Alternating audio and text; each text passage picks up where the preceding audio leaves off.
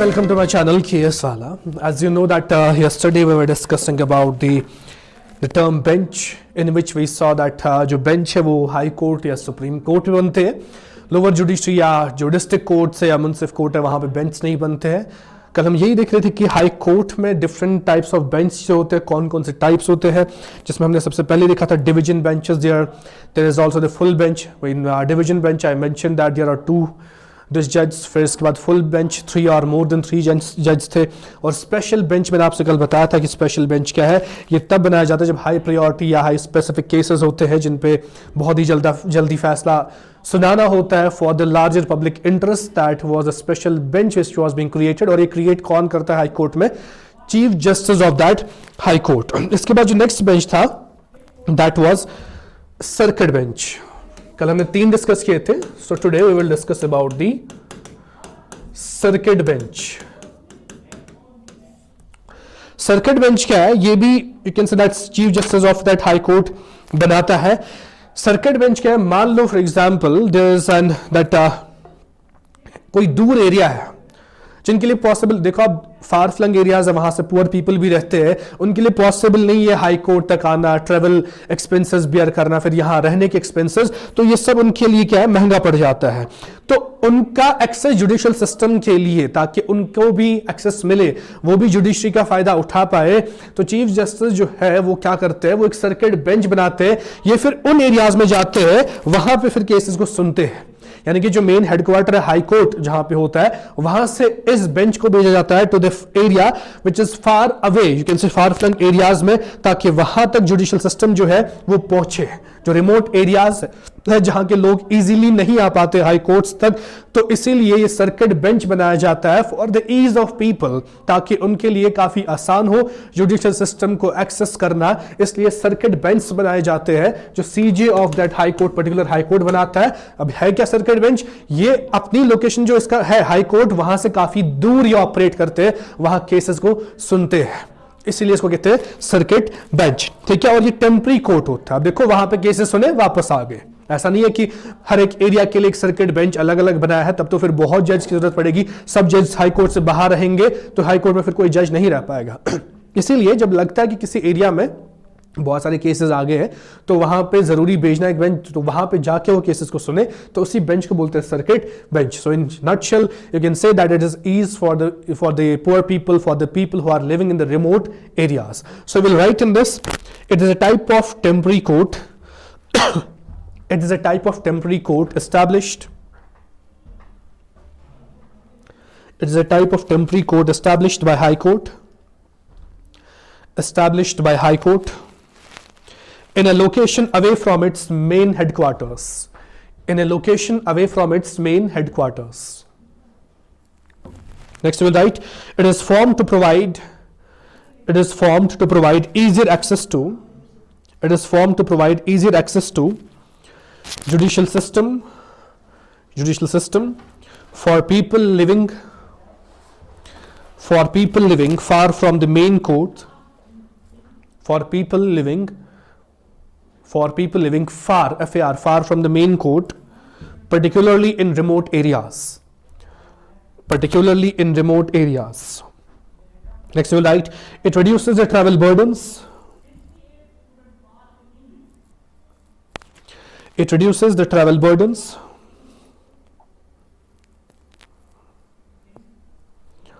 and make legal proceedings more accessible. And make legal proceedings more accessible. इसके बाद last bench जो बनता है हाई कोर्ट में, दैट इज दी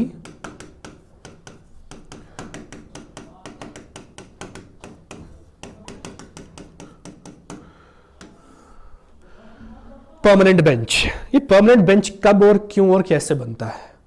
मान लो if we will take example of Jammu Kashmir. ठीक है, तो पूरा JNK है, इसमें कोई एरिया होता है जहां से काफी सारे केसेस आते रहते हैं. मतलब कोई एक पर्टिकुलर एरिया है जहां से large number of cases receive करता है high court. For example the district Badgam, sorry for the people of Badgam, because It has been found that Badgam से बहुत सारे केसेस आते रहते हैं, rape and murders and different cases are there. तो काफी हाईलाइटेड रहता है डिस्ट्रिक्ट। तो मान लेते हैं फॉर एग्जांपल डिस्ट्रिक्ट है, यहां से बहुत सारे केसेस अराइज होते हैं हाई कोर्ट में। तो हाई कोर्ट क्या करता है, एक परमानेंट बेंच बनाता है जो पूरे साल वहीं रहेंगे बड़गाम में ही, और वहां के केसेस को वहीं हैंडल करेंगे, ताकि जो हाई कोर्ट है यहां पे बर्डन कम हो जाए। तो इसीलिए एक परमानेंट बेंच बनाया जाता है जिसमें एक से ज्यादा, एक या दो जज को रखा जाता है, जो हाई कोर्ट के जज होते हैं उनको भेजा जाता है परमानेंट बेंच में किसी ऐसे पर्टिकुलर एरिया में जहां से लार्ज नंबर ऑफ केसेस आते रहते हैं हाई कोर्ट। तो यहीं से फिर जज को भेजा जाता है उन एरियाज में, ताकि उसी को बोलते हैं परमानेंट बेंच। ये भी कौन बनाता है, CJ of that high court, he forms a permanent bench for those areas from where large number of cases are being received every day to the high courts. ठीक है, तो इसीलिए उन जगहों के लिए वहीं भेज देते हैं किनको, जज को, उसी को हम बोलते हैं परमानेंट बेंच। लेकिन ये क्या होता है पूरे साल, तभी इसको परमानेंट कहते हैं फॉर अ ईयर, यानी कि हर साल ऐसे बेंच बनाए जाते हैं, फिर उस एरिया में भेजते हैं जहां से लार्ज नंबर ऑफ केसेस आते रहते हैं। अब देखो जो सर्किट बेंच था ये क्या है, ये टेम्पररी है, वहां गए केसेस में और वापस आ गए। लेकिन ये क्या परमानेंट बेंच है, वहीं पूरे साल होते हैं, तो ये वहीं की केसेस सुनते रहते हैं। तो you will write in this permanent bench, it comprises of one और मोर हाई कोर्ट जजेस, it comprises of one or more high court judges who sits year long, YEAR, year long, at a particular location,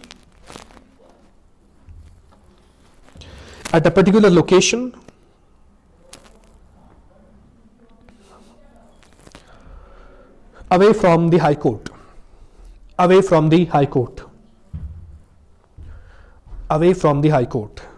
Next देखिए, it is that location from where high court receives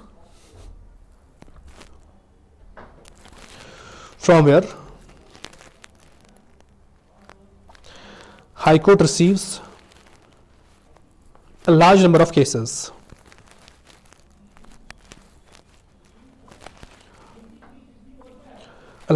of cases.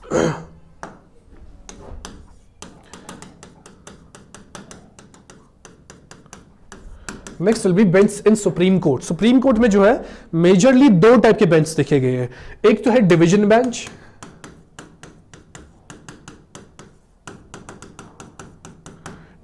जिसमें अक्सर दो जज होते हैं supreme court के, और ये रेगुलर केसेस सुनते हैं वहां पे, रेगुलर केसेस जिसे कहते हैं डिवीजन बेंच। जैसे हमने हाई कोर्ट में भी देखा था, दो जज बैठते हैं, वो रेगुलर केसेस सुनते रहते हैं, तो वैसे ही डिवीजन बेंच होता है सुप्रीम कोर्ट। अक्सर जो मेजॉरिटी ऑफ केसेस है सुप्रीम कोर्ट में वो डिवीजन बेंच ही सुनता है, यानी कि दो जज होते ही होते हर एक केस में वहां पे। तो डिवीजन जज नॉर्मल रूटीन है किसका, सुप्रीम कोर्ट का। ऐसी एक और बेंच है जो बहुत ही फेमस या इंपॉर्टेंट बेंच है, दैट इज कॉन्स्टिट्यूशनल बेंच।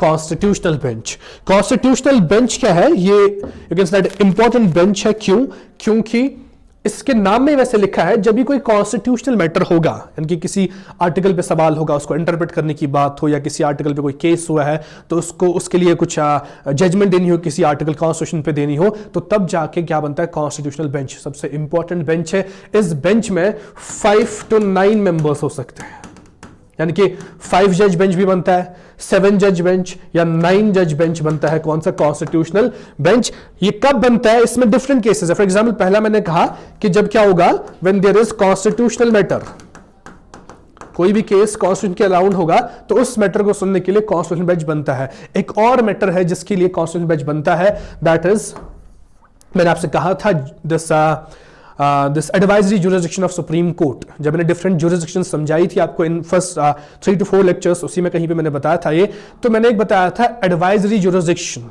उस जुरिसडिक्शन में मैंने कहा था कि सुप्रीम कोर्ट का एक काम है कि वो प्रेसिडेंट को एडवाइस देंगे, ठीक है। तो you can say that president को जब चाहिए होगा, प्रेसिडेंट कुछ पूछ रहा है सुप्रीम कोर्ट से किसी पुराने लॉ पे, या कोई आर्टिकल समझ नहीं आ रहा है इंडियन कॉन्स्टिट्यूशन में, तो वो किससे पूछता है, सुप्रीम कोर्ट से। सुप्रीम कोर्ट का काम है कि वो समझाते प्रेसिडेंट को दैट ये क्या लिखा है, एडवाइस करते प्रेसिडेंट को। तो वो कौन कहता है, अब देखो वो जब करना होता है, प्रेसिडेंट को एडवाइस जब देनी होती है, तो उस टाइम पे भी क्या होता है, कॉन्स्टिट्यूशनल बेंच बनता है। तो कैन से जब भी सुप्रीम कोर्ट को ओपिनियन देना होता है प्रेसिडेंट को, तो देन कॉन्स्टिट्यूशनल बेंचेस फॉर्म। तो उसमें भी वही होता है। क्यों, अब देखो इसको हम क्यों कहते हैं कॉन्स्टिट्यूशनल बेंच, जब प्रेसिडेंट को ओपिनियन देना होगा, क्योंकि देखो प्रेसिडेंट का ओपिनियन लेना सुप्रीम कोर्ट से ही कॉन्स्टिट्यूशन में लिखा है, आर्टिकल 143 ये लिखता है जब जब प्रेसिडेंट को जरूरत होगी एडवाइस या ओपिनियन लेने की सुप्रीम कोर्ट की, तो प्रेसिडेंट लेगा सुप्रीम कोर्ट को, और सुप्रीम कोर्ट को देना है वो। तो जब ये ओपिनियन देना होता है प्रेसिडेंट को, तब भी कौन सा बेंच बनता है? कॉन्स्टिट्यूशनल बेंच, यानी कि 5 जज मिलके फिर ओपिनियन देते हैं प्रेसिडेंट को, जिसमें भी उसने ओपिनियन मांगा होता है। तो that means the 2 cases when constitutional bench are being formed, one is जब कॉन्स्टिट्यूशनल मैटर हो, कोई किसी आर्टिकल रिलेटेड कोई कंफ्यूजन या कियोस क्रिएट हुआ हो, तब उसको क्लियर करने के लिए कॉन्स्टिट्यूशनल बेंच बनता है। या सेकंड, जब भी प्रेसिडेंट को ओपिनियन देना होता है अंडर आर्टिकल 143, तब भी कौन सा बेंच बनता है? वो 5 या 7 या 9 जज मिलके देते हैं ओपिनियन किसको? प्रेसिडेंट को। तो इन 2 टाइम्स में क्या बनता है? कॉन्स्टिट्यूशनल बेंच बनता है। ठीक है, तो these are the 2 common bench which are being created into this supreme court. तो ये बेंच तभी बनता है जब कोई ऐसा मैटर आएगा, you can say ad hoc basis. Ad hoc क्या होता है? जो नॉन परमानेंट होता है। ठीक है, एक होता है परमानेंट, एक होता है नॉन परमानेंट, यानी कि एड हॉक, जिसे एड हॉक कहते हैं। ये बेंच अक्सर क्या होता है? एड हॉक, इन्होंने अपना काम खत्म किया, केस खत्म हो गया, तो ये बेंच भी खत्म हो जाता है उसी के साथ। तो that was all about the term bench. I discussed the different benches formed in this High Court. I discussed the different benches formed in the Supreme Court. एक और term जो next है हमारे लिए, the term is recusal. The term is recusal. Recusal का मतलब क्या होता है? Recusal means, for example, मान लो there is a judge A, ठीक है, और 2 parties है B and C जिनके आपस में केस हो गया, कुछ मैटर है, तो यही केस आ गया जज ए के पास। अब मान लो बी जो है ये इन रिलेशन टू ए है, कुछ रिलेटिव है, कुछ भी in relation, second line relation, third line, कुछ भी, मतलब कि इसका फ्रेंड है या कुछ भी है। अब अगर जज ए यहां पे सही फैसला भी सुनाएगा जो बी के हक में, लोग उसको क्या समझेंगे? बायस्ड। अब समझ रहे हो? फॉर एग्जाम्पल जज ने जेन्युइन फैसला लिया होगा, फिर भी लोग सवाल उठाएंगे शायद ये इसका दोस्त है या इसका रिलेटिव है, इसीलिए इसने बायस्ड फैसला सुना है। तो इस टाइम पे ये जज है, ये इस केस से अपने आप को बाहर निकालता है। उस बाहर निकलने को कहते हैं रिक्यूजल। तो ये कहता है कि I will not listen to this case, क्योंकि लोगों को फिर ऐसा लगेगा कि मैंने बायस अप्रोच अपनाया, मैंने अपने दोस्त के लिए, अपने रिलेटिव के लिए फैसला सुनाया। तो इसीलिए जज उस टाइम पे क्या लेता है? रिक्यूजल, यानी कि एक्शन ऑफ जज है किसी केस से विड्रॉ करना खुद को, ताकि बायसनेस ना दिखे। इसी टर्म को कहते हैं recusal. So will write in this recusal, it is an action of a जज. It is an action of a judge, action of a judge to withdraw himself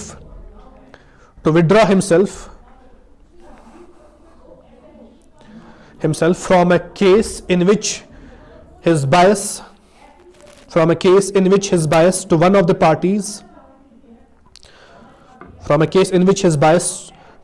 parties, may be called into question. In which his bias, B-I-A-S, to one of the parties may be called into question.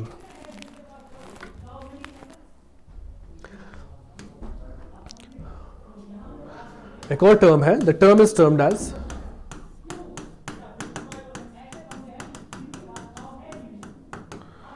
modus operandi. modus operandi.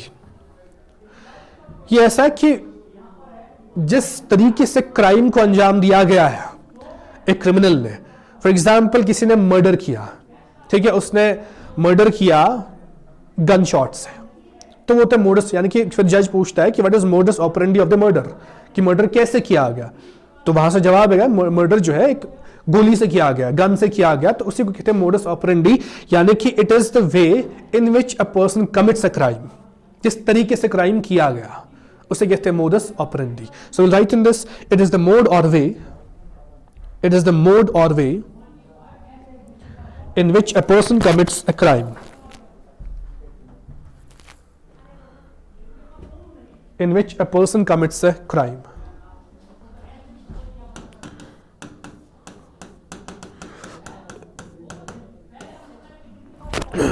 Next will be juvenile.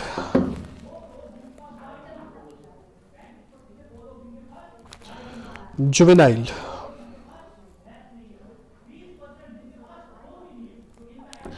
Juvenile कौन होता है? A person who is under the age of 16, ठीक है, in case of male, 16 in case of male, under the यानी कि इससे कम है, और under the age of 18 for females, इन्हें कहते हैं juveniles. इनके लिए क्या मतलब, इनको अभी किड समझा जाएगा, किसी इनको जुवेनाइल होम में रखा। मान लो किसी ऐसे बच्चे ने मर्डर किया जो 16 साल से कम है, उसको पहले जुवेनाइल होम में, उसको जेल में नहीं रखते, जुवेनाइल होम में रखते हैं। लेकिन पहले इसकी एक पर्टिकुलर डेफिनेशन होनी चाहिए, जुवेनाइल किसको समझा जाएगा। तो any person who is under the age of 16, लेकिन क्या है मेल है, उसको समझा जाएगा जुवेनाइल। और फॉर फीमेल्स एज लिमिट क्या है, अंडर द एज ऑफ 18। यानी कि अगर 17 इयर्स मेल होगा वो जुवेनाइल नहीं है, वो प्रॉपर क्रिमिनल है, ठीक है, एडल्ट क्रिमिनल है। लेकिन अगर 17 इयर्स फीमेल होगी वो क्या है, जुवेनाइल है, क्योंकि लिमिट क्या है 18 for female, 16 for mails. So will write in this, a juvenile is a person, a juvenile is a person who is under the age of 16 years,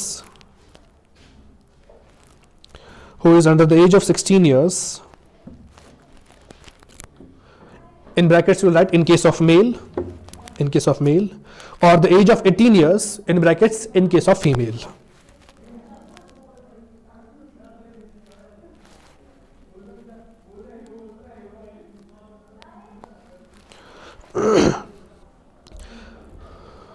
In case of females.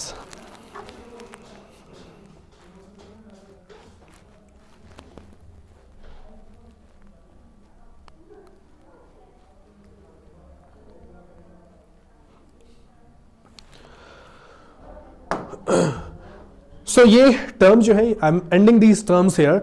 I will take some 3 to 4 those topics which are very much relevant in the current scenario. For example, the very much famous term is e-courts.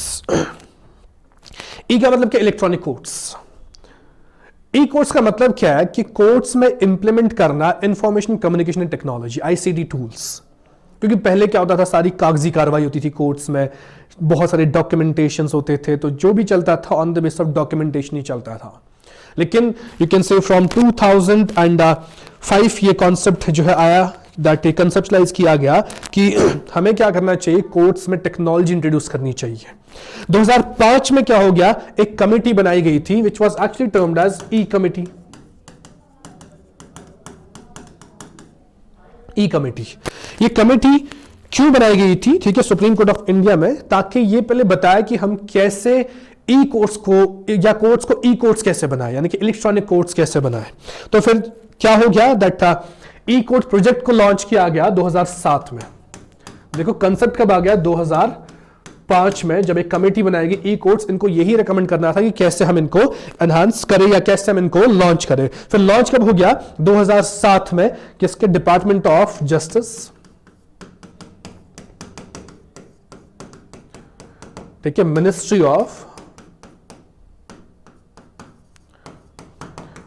Of law and justice. या आप साथ साथ खुद लिखेंगे, what I mention that जो ई court project है, अब देखो ई कोर्ट्स का मतलब ये नहीं कि कुछ अलग कोर्ट्स बनाए गए, जो एग्जिस्टिंग कोर्ट्स है इंडिया में उनको बोला गया ई कोर्ट। फिर वो कैसे, जब हम टेक्नोलॉजी इंक्लूड करेंगे कोर्ट्स में, कंप्यूटराइजेशन ऑफ कोर्ट्स करेंगे, उसी को हम बोलेंगे ई कोर्ट। तो ये प्रोजेक्ट चलाया गया जिसमें कोर्ट्स में ये चीजें इनकॉर्पोरेट करने की बात हुई। लेकिन ये सब शुरू कब हो गया, 2005 में ई कमेटी बनाई गई, 2007 में फिर एस्टैब्लिश किया गया ई कोर्ट्स प्रोजेक्ट को। ई कोर्ट्स प्रोजेक्ट को किसके अंडर, डिपार्टमेंट ऑफ जस्टिस और मिनिस्ट्री क्या थी, लॉ एंड जस्टिस। इन लोगों ने शुरू किया, देखना that the project that was E courts project. इनका एम क्या था, एफिशिएंसी और प्रोडक्टिविटी जुडिशियल सिस्टम की बढ़ाना।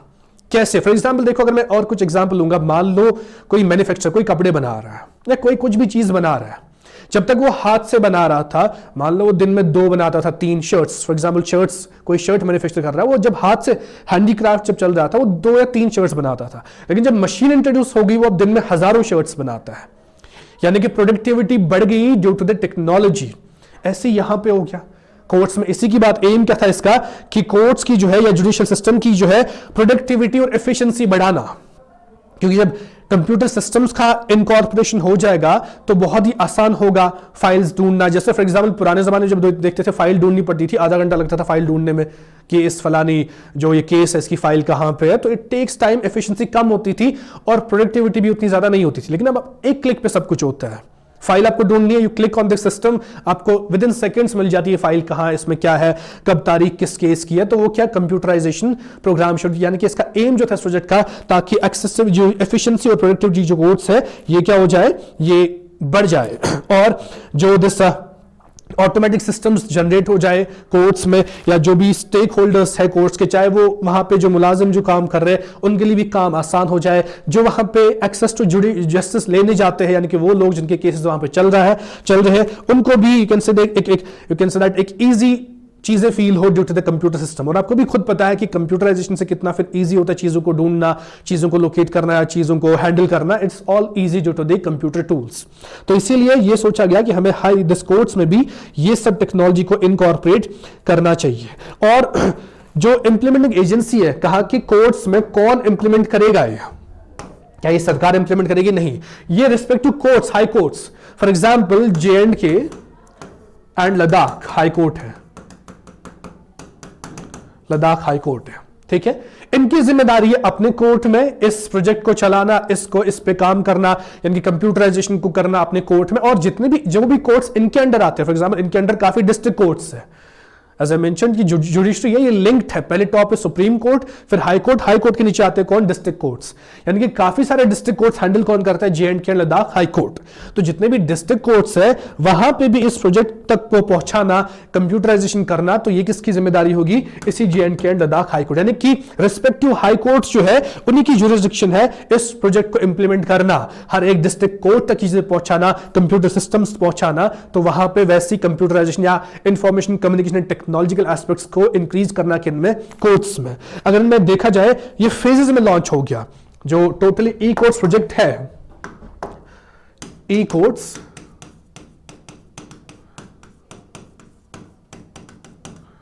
प्रोजेक्ट, ठीक है, ये फेजेस में लॉन्च हो गया। पहला फेज इसका था फेज वन, ये जो 2007 से लॉन्च हो गया था, अभी मैंने आपको बताया था पहली बार कब लॉन्च हो गया, 2007 से 2015 तक। This was the first phase of the that E courts project. इसमें क्या करना था, एक तो कंप्यूटराइजेशन ऑफ कोर्ट्स, इसमें क्या क्या था इस फेज में, कंप्यूटराइजेशन,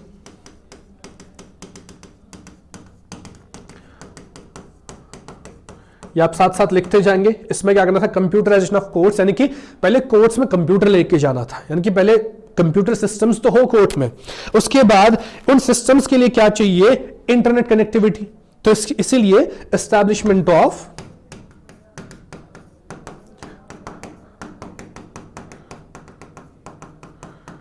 इंटरनेट कनेक्टिविटी, क्योंकि अगर कंप्यूटर्स लिए तो इंटरनेट कनेक्टिविटी जो है that is important for the computer systems, internet के बगैर काम नहीं चलेगा। और क्या करना था, इंप्लीमेंट करना था केस इंफॉर्मेशन सिस्टम। तो इंप्लीमेंट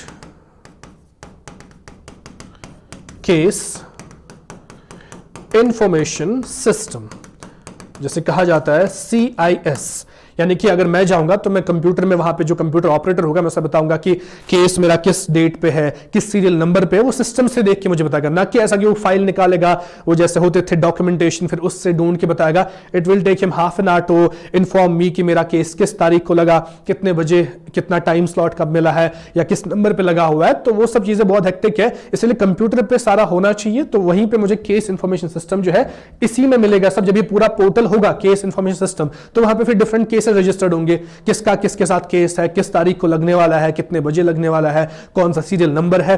तो इस पोर्टल को लॉन्च करना था, implement of case information system. ये पहले फेज में चला, तो कहां से कहां तक था, that was from 2007 to 2015।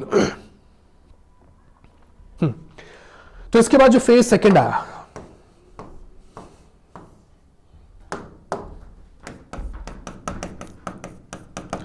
Phase second जो इस ई कोर्ट प्रोजेक्ट का फेज था, जो 2015 से 2023 तक चलाया गया। 2015 से 2023 तक क्या किया गया कि यही इंफॉर्मेशन कम्युनिकेशन टेक्नोलॉजी, हम कहते हैं ICT, जो इस फेज में किया गया कि ICT यानी कि वही कंप्यूटराइजेशन की बात कर रहा हूं मैं, ये डिस्ट्रिक्ट और सबऑर्डिनेट कोर्ट्स तक पहुंचाओ। ICT इन यानी कि information communication and technology in district and subordinate courts, यहां तक पहुंचाया जाए। ठीक है, और फिर क्या करना था कि इंट्रोडक्शन करो वीडियो कॉन्फ्रेंसिंग फैसिलिटीज का। फॉर एग्जाम्पल किसी विटनेस को, उसको कोर्ट में नहीं ला सकते हैं, तो उसको इसके साथ वीडियो कॉल की जाए, वीडियो कॉन्फ्रेंसिंग की जाए। कोई जेल में है, ही इज इंजर्ड या कुछ भी है, वो कोर्ट नहीं आ सकता है, तो उसके साथ कोर्ट वीडियो कॉन्फ्रेंसिंग करे, तब जाके बात करे उससे। तो सेकंड जो मकसद था इसका, जो सेकंड फेज था, that was introduction of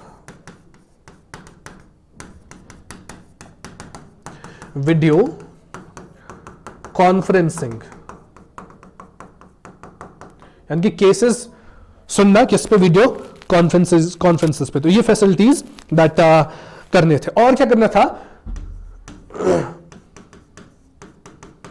launch of citizen centric payments, यानी कि जो फी भरना पड़ता है कोर्ट में, तो e payments, actually not payments, e payments, citizen centric e payments. पहले क्या वही कैश देना पड़ता था, ई पेमेंट मतलब क्या, अब आप ऑनलाइन फैसिलिटीज देखो कि ऑनलाइन आप पेमेंट ले लो किनसे, जो कोर्ट्स में आते रहते हैं, तो ई पेमेंट्स लॉन्च की जाए, तो सारा कुछ जो इलेक्ट्रॉनिक ही होना चाहिए, क्योंकि मकसद ही क्या है, ई कोर्ट्स का मतलब क्या है, इलेक्ट्रॉनिक कोर्ट्स, जहां पे केसेस भी इलेक्ट्रॉनिकली हमें मिले, केसेस की सुनवाई भी इलेक्ट्रॉनिकली मिली, और मिले जो फी हमें देना पड़ता है, जुर्माना देना पड़ता है, वो भी हम कैसे दे, ई पेमेंट्स के थ्रू दे। तो ये था दिस फेज सेकंड, तो यही सब आ गया फेज सेकंड में। इसके बाद जो नेक्स्ट फेज था, that was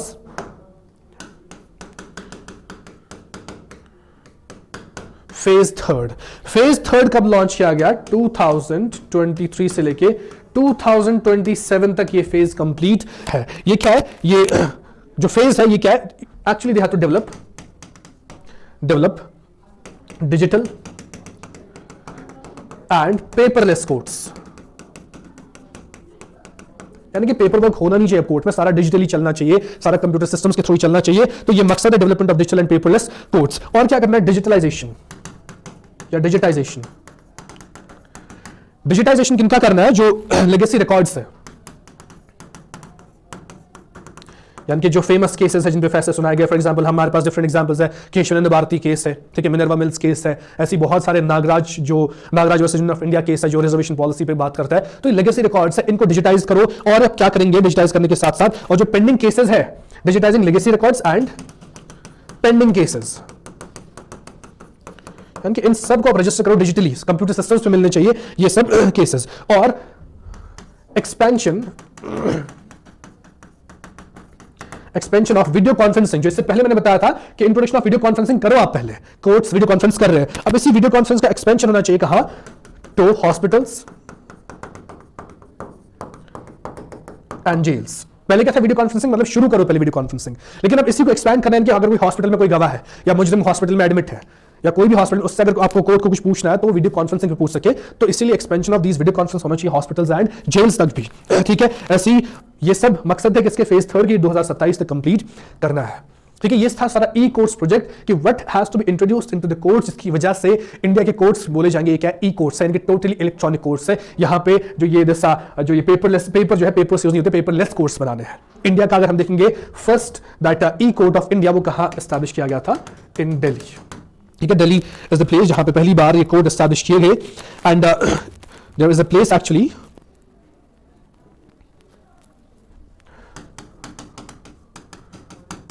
करकरदोमा courts in Delhi, जो this chief justice of Delhi high court थे, इन्होंने पहली बार इनॉग्रेट किया कब, 2010 में किया था। पहली बार जब ई कोर्ट बनाया गया, जो you can say that first India's first district level e court, can say India's first district level e court, ये कहां बनाया गया था, in Delhi, and the court was Karkardooma court, ठीक है, जो कब किया गया था, 8 Feb 2010. This can be asked that India's first e-court that was in Delhi. अगर दिल्ली आया तो अगर कुछ ऐसा दिखा आपको, you have marked this answer. अगर वैसे ही पूछा गया, कौन सा स्टेट वाइज अगर पूछा गया, तो पहला इंडिया का e-court जो है वो दिल्ली में एस्टैब्लिश हो गया in 2010. That was all about e-court. अब इसके जो बेनिफिट्स है आप जानते हो, बेनिफिट्स डिफरेंट हो सकते हैं कि बहुत ईजी बन जाता है access to the justice system, या दिस ट्रांसपेरेंसी बढ़ जाती है, क्योंकि जब ऑनलाइन चीजें मिलती है हमें, जब तो पेपर्स पे उनको हम चेंज कुछ कर नहीं सकते, तो हम बहुत ईजिली एक्सेसिबल जस्टिस का करते हैं। तो थैंक यू फॉर टुडे। कल मैं आपके लिए लाऊंगा लोक अदालत क्या होते हैं, फास्ट ट्रैक कोर्ट्स क्या होते हैं, और अल्टरनेट डिस्प्यूट रेजोल्यूशन मैकेनिज्म क्या होता है. That will be the last lecture for this series. Thank you for today.